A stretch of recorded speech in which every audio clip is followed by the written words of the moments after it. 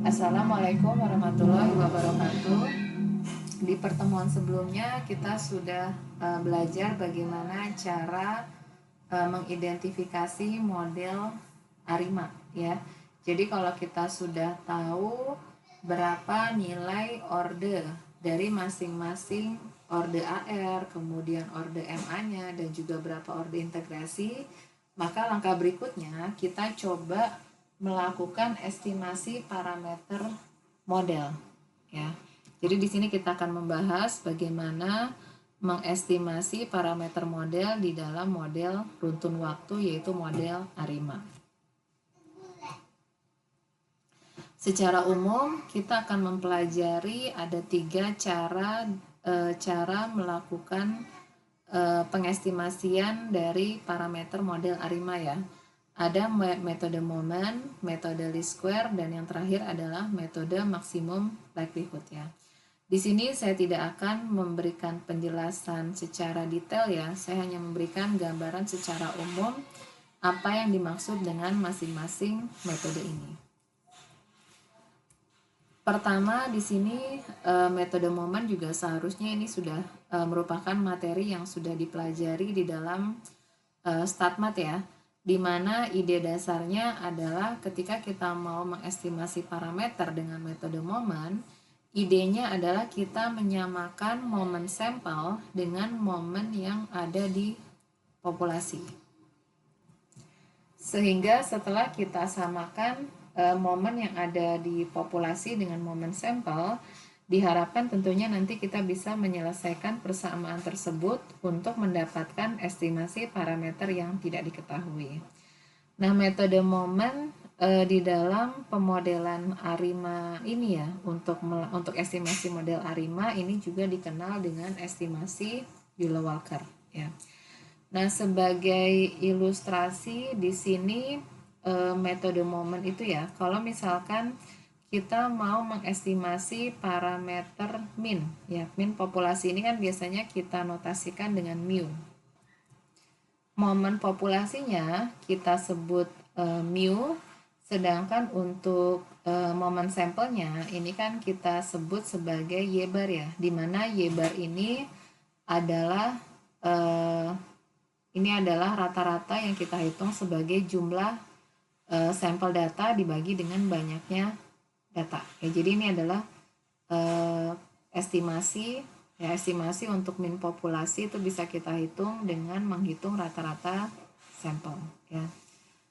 Begitu juga kalau misalkan kita mau menghitung katakanlah autocovariance ya. Di sini kita notasikan dengan gamma k, atau misalkan kita mau menghitung autokorelasi ya, rho k, ini juga dengan menyamakan ya momen sampel dengan momen populasi, artinya untuk gamma k ya atau autokovariansi ini estimatornya bisa kita gunakan, persamaannya adalah 1/n dikali dengan jumlah perkalian ya, jumlah perkalian antara YT dikali dengan YT minus K ya.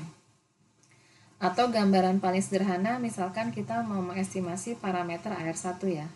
Katakanlah di dalam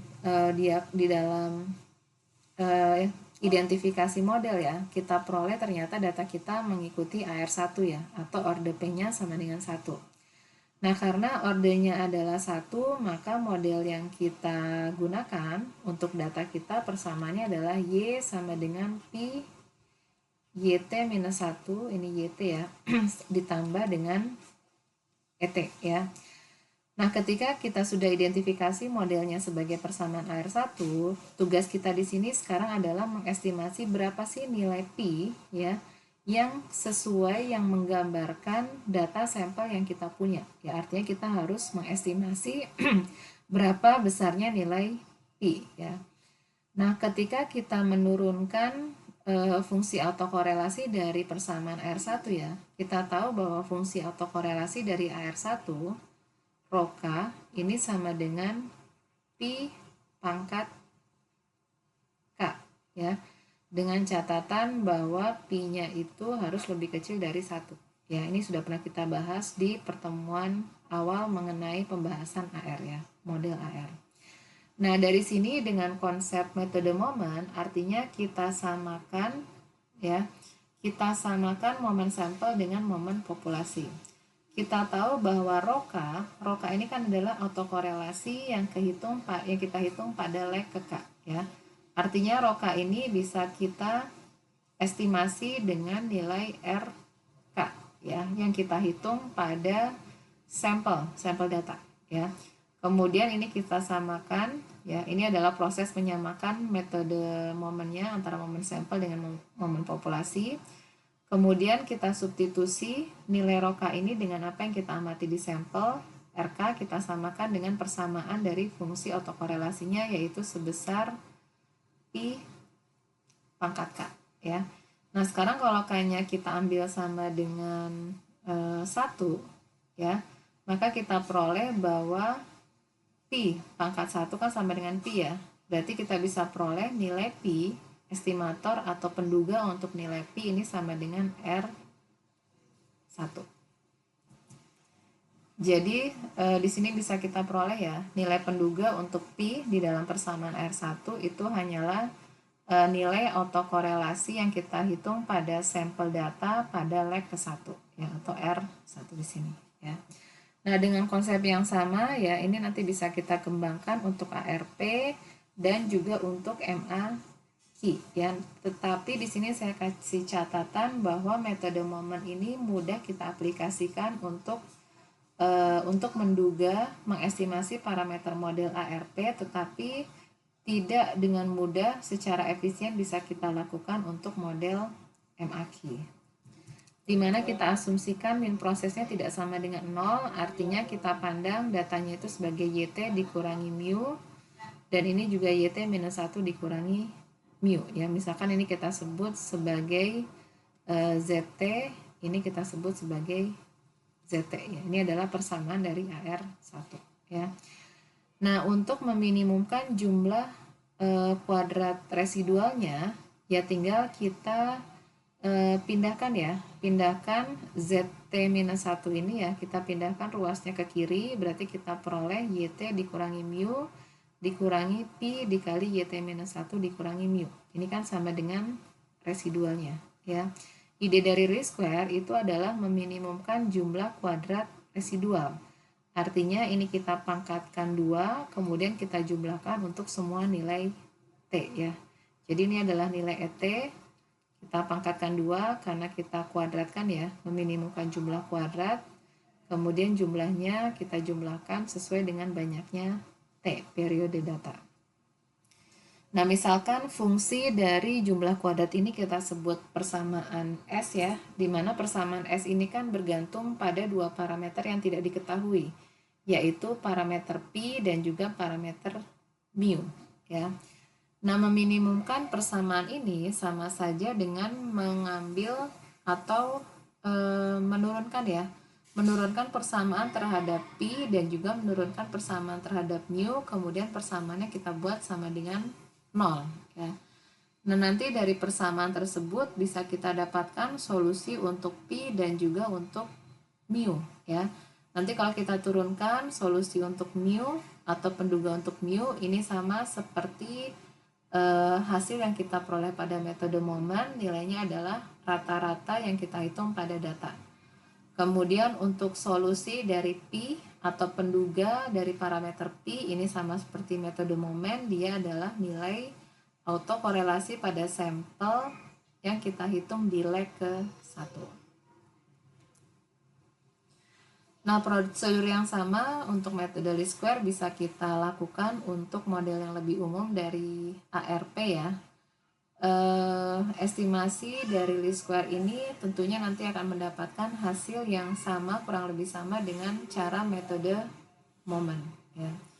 Nah, hanya saja untuk proses MA ataupun proses ARMA P, Q ini juga memiliki kendala seperti metode momen, di mana untuk proses MA dan juga ARMA P, Q di dalam pendugaan parameternya ini kita memerlukan metode numerik ya, untuk meminimumkan fungsi dari jumlah kuadrat residualnya.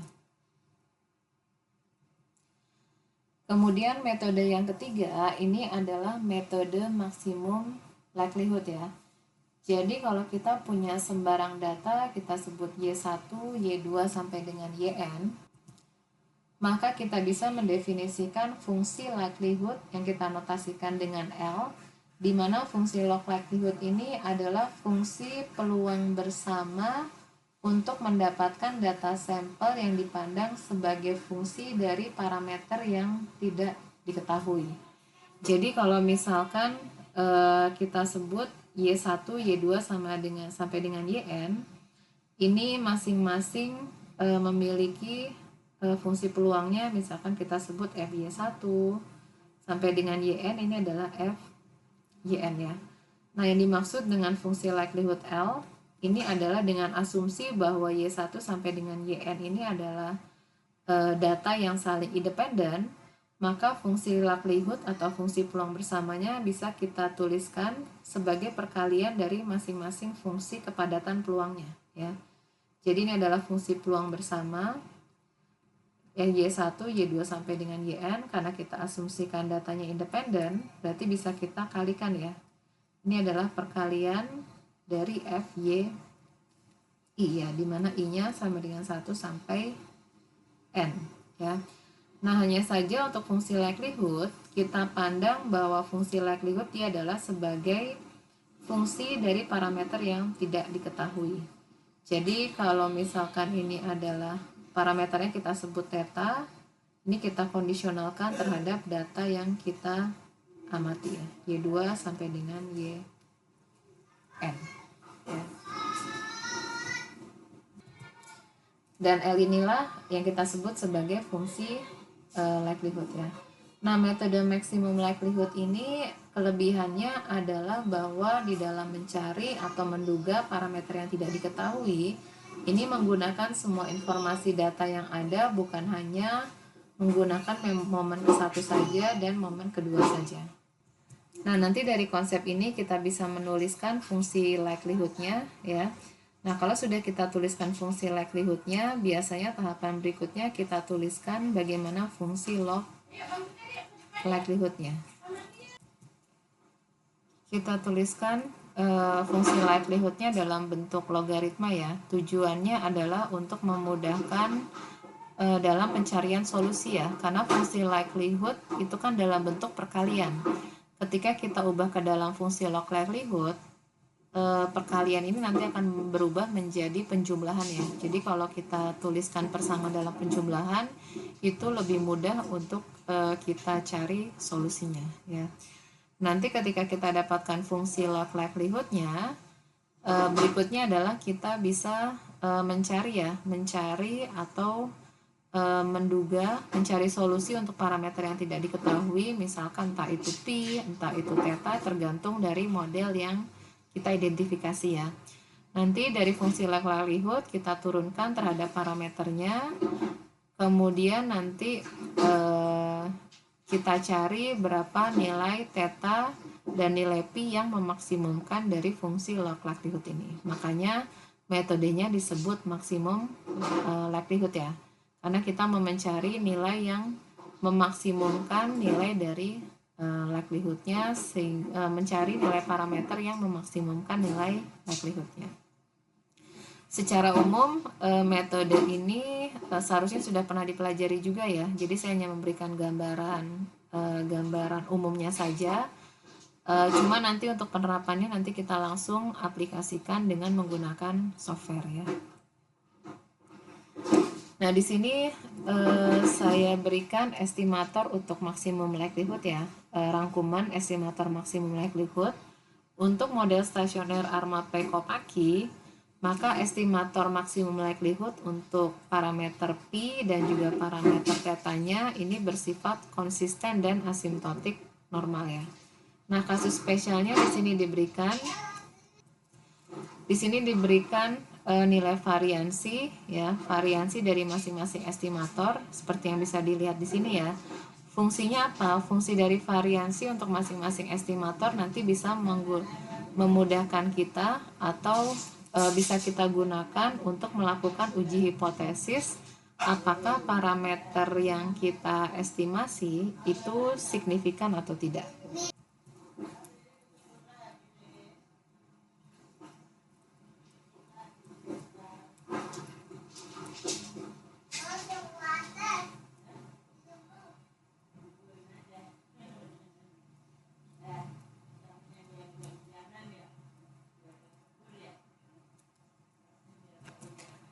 Di sini saya saya berikan ilustrasi ya.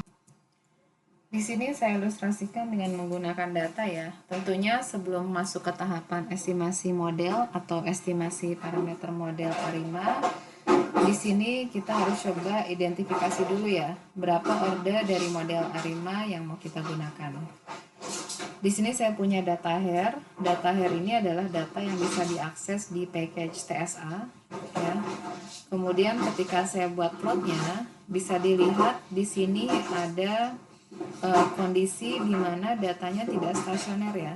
Pertama, dia memang stasioner dalam min karena dia cenderung berfluktuasi pada satu garis horizontal yang sama ya. Hanya saja dia tidak stasioner dalam min karena ketika waktunya semakin besar, fluktuasinya juga semakin tinggi ya, atau variabilitasnya itu semakin tinggi.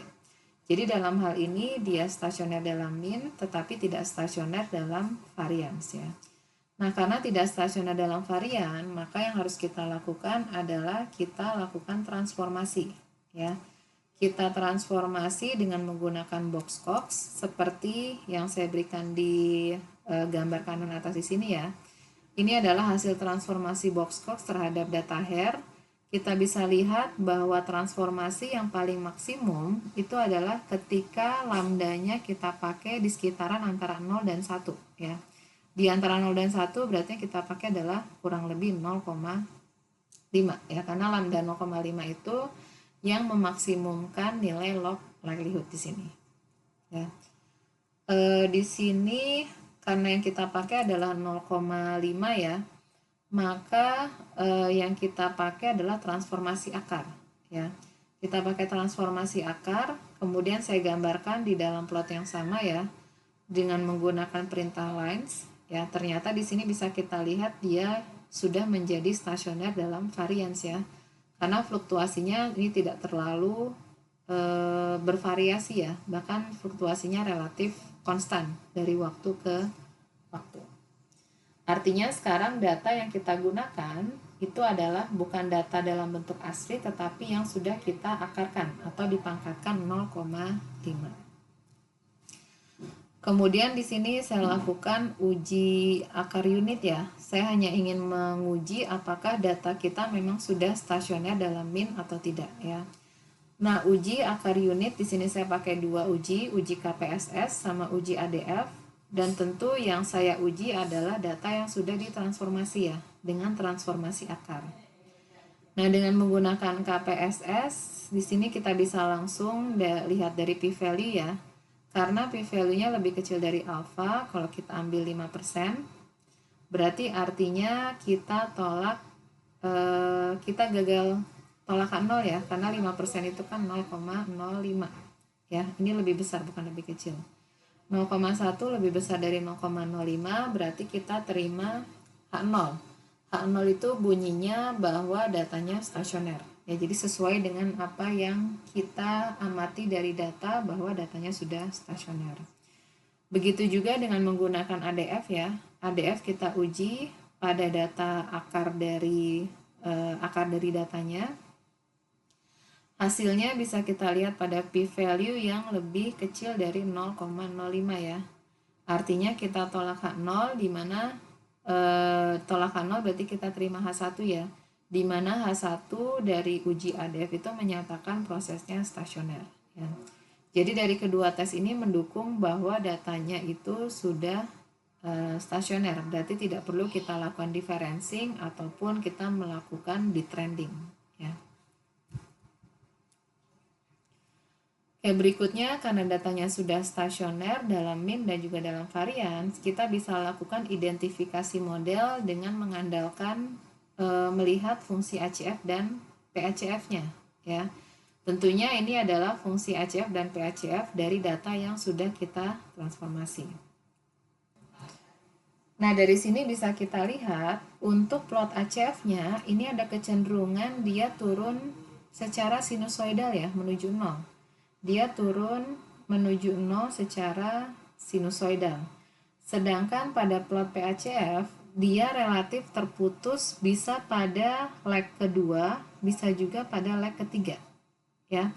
Artinya di sini karena PACF-nya dia terputus, tetapi ACF-nya ini menurun ya, menurun secara sinusoidal, berarti kita bisa rekomendasikan sebagai kandidat modelnya ini adalah bisa AR2 ya, atau AR2 atau AR3 ya. Di sini saya pakai dua kandidat model ya. Kemudian langkah berikutnya, karena saya mengambil dua kandidat model AR2 dan AR3, barulah kita bisa masuk ke tahapan estimasi parameter model ya. Nah, parameter model estimasinya bisa kita menggunakan perintah ARIMA. Ada fungsi ARIMA. Fungsi ARIMA di R ini adalah fungsi yang bisa kita gunakan untuk melakukan estimasi parameter model dengan metodenya adalah maksimum likelihood ya. Kemudian argumen yang kita masukkan tentunya adalah data yang sudah ditransformasi. Kemudian ordernya ini adalah sesuai yang kita identifikasi berdasarkan plot ACF dan PACF. Kita mengidentifikasi ordernya adalah order AR-nya adalah 3 ya. 00 di sini karena tidak kita lakukan differencing ya, karena D-nya sama dengan 0 dan juga MA-nya order key-nya sama dengan 0 ya. Kemudian di sini juga saya gunakan perintah yang sama, cuman tadi kan saya ada dua kandidat model ya. Makanya di sini yang kedua adalah kita estimasi kalau modelnya itu sebagai model AR2 ya.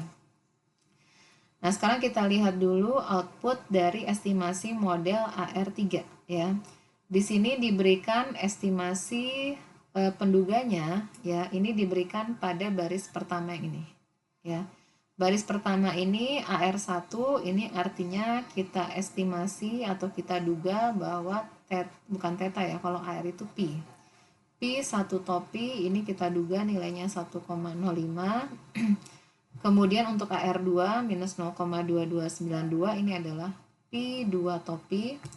Sedangkan 0,39 ini adalah pi 3 topi. Sekitar 5,6 ya, 5,6. Kalau kita pakai taraf signifikansinya 5% ya, taraf signifikansinya 5%, maka kita bisa gambarkan daerah penolakan H0-nya ya, itu kurang lebih ada di sekitaran 1,96 ya, karena ini adalah dua sisi, berarti daerah penolakannya ada dua ya. Di sebelah kiri minus 1,96 dan di sebelah kanan 1,96 ya. Ini adalah daerah penolakan. Nah, karena nilai statistik ujinya adalah 5,6, berarti dia jatuh pada daerah penolakan H0 ya. 5,6 ini kan ada di sebelah kiri 1,96. Dia ada di sekitar sini. Ini adalah T sama dengan 5,6. Karena statistik ujinya jatuh di daerah penolakan H0, berarti kesimpulannya apa? Kita tolak H0 ya. Karena kita tolak H0 berarti kita simpulkan H1, artinya parameter dari P1 itu berbeda dari 0 atau artinya signifikan ya. Nah, untuk memudahkan apakah parameternya signifikan atau tidak, sebenarnya yang paling mudah adalah kita lihat rasio antara nilai penduga dibandingkan dengan standar error. Kalau misalkan rasionya kurang lebih lebih besar dalam tanda mutlak dari 2 ya. Ini saya bulatkan, ini kan bisa kita bulatkan sama dengan 2. Ya. Kalau rasionya kurang lebih lebih besar dari 2 dalam tanda mutlak, berarti kita katakan parameternya signifikan. Ya, tetapi kalau ternyata rasionya lebih kecil dari 2, berarti parameternya tidak signifikan karena kita terima H1, H0 ya, H0. Nah, sebagai contoh bisa kita lihat ya, AR2 rasionya berapa di sini? 22 dibagi 29, jelas ini rasionya di bawah 2 ya. Pasti kalau kita hitung statistik ujinya atau misalkan kita simpulkan, pasti hasilnya tidak signifikan ya, karena statistik ujinya akan jatuh di daerah bukan penolakan H0 ya, karena ini jelas rasionya di bawah 2 ya. Atau misalkan yang AR3 ini bisa kita bandingkan ya, rasio 39 dibagi 19, ini rasionya sekitar 2, sekian ya, karena lebih besar dari 1,96 atau lebih besar dari 2, ini juga pasti signifikan. Ya. Begitu juga di sini, berikutnya di sini kita baca output dari penduga parameter untuk AR2 ya. Kita punya AR1, penduganya adalah 1,3, standar errornya 0,12. Kita lihat apakah ini signifikan atau tidak, kita ambil rasio. Kalau kita ambil rasio ini jelas lebih besar dari 2 ya, pasti ini signifikan. Kemudian untuk AR2, kita ambil rasionya 77 dibagi 12, ini juga jelas pasti rasionya lebih besar dari 2, berarti parameternya juga signifikan ya. Nah, dari dua kandidat model ini, bisa kita pilih ya, kira-kira mana yang mau kita pilih, apakah AR3 atau AR2. Di sini kita bisa menggunakan kriteria AIC, ya. Kalau kita lihat AIC untuk AR3 ini 101, sedangkan AIC untuk AR2 itu sebesar 102, ya. Nah, berdasarkan kriteria informasi bahwa model yang terbaik itu kalau AIC-nya semakin kecil ya. Berarti yang semakin kecil itu adalah model AR2, AR3 ya. Karena 101 itu kan lebih kecil dari 102. Berarti kalau kita mau memilih di antara AR2 dan AR3, maka yang disarankan adalah kita pilih AR3 karena AIC-nya adalah yang paling terkecil ya. Kemudian satu lagi yang belum saya bahas, di sini ada output dari intercept ya. Intercept di dalam model ARIMA ya, atau di dalam fungsi di dalam R ya, di dalam fungsi ARIMA di R, intercept ini adalah bukan nilai theta 0 ya, bukan konstanta theta 0, tetapi intercept di sini adalah estimasi dari min proses. Jadi dengan kata lain, intercept di sini adalah nilai mu ya. Jadi jangan salah menafsirkan. Saya berikan catatan di sini, intercept itu bukan theta 0, tetapi dia adalah min, estimasi dari min prosesnya atau mu topi. Jadi kalau kita sudah dapatkan penduga untuk masing-masing parameternya, kita bisa tuliskan bentuk estimasi modelnya ya. Jadi kalau kita tuliskan estimasi modelnya ya, di sini saya berikan ya di slide berikutnya. Pertama yang kita tuliskan bahwa datanya bukan dalam bentuk YT, tetapi kan data yang kita modelkan adalah yang setelah ditransformasi dalam bentuk akar ya. Kemudian tadi kita punya bahwa interceptnya ya, saya kembali ke slide sebelumnya, kita bisa cek ya interceptnya signifikan atau tidak ya. Kita lihat rasionya ya, 5,6 dibagi 0,33 ini jelas pasti lebih besar dari 2, berarti interceptnya juga signifikan atau min prosesnya itu signifikan ya. Jadi kalau kita tuliskan estimasi model untuk AR3, bisa kita tuliskan akar YT dikurangi min prosesnya sama dengan ini adalah penduga untuk P1 ya, 1,0519 dikali dengan datanya ya, data yang sudah ditransformasi dikurangi dengan minnya, kemudian dikurangi dengan ini adalah P2 topi ya, berikutnya 0,39 ini adalah P3 topi ya. Kemudian kalau kita sederhanakan, misalkan saya ingin menuliskan dalam bentuk YT, akar YT, ya ini kan hanya operasi aljabar biasa ya. Tinggal kita kalikan yang ada di dalam kurung, kemudian 5,6923 yang ada di sebelah kiri kita pindah ruaskan sebelah kanan. Kita peroleh estimasi model AR3 ini dalam bentuk seperti ini. Ini tabel hanya ringkasan saja ya, bagaimana cara melaporkan ketika misalkan nanti kalian melakukan pemodelan dengan ARIMA. Jangan lupa juga selalu menyertakan berapa nilai penduganya ya, seperti ini, berapa standar errornya, supaya nanti pembaca juga bisa melihat ya apakah parameternya signifikan atau tidak ya. Kemudian bisa juga dilaporkan besarnya nilai AIC. Sigma kuadrat ini adalah penduga untuk nilai variansi dari residual ya, variansi dari residual. Kemudian di sini saya berikan juga nilai log likelihood. Ini hanyalah cara untuk melaporkannya saja, ya, melaporkan hasil estimasi model. Kemudian dari tadi ya, ketika tadi yang kita pilih adalah model AR3, karena model AR3 itu adalah model yang paling kecil ya nilai AIC-nya.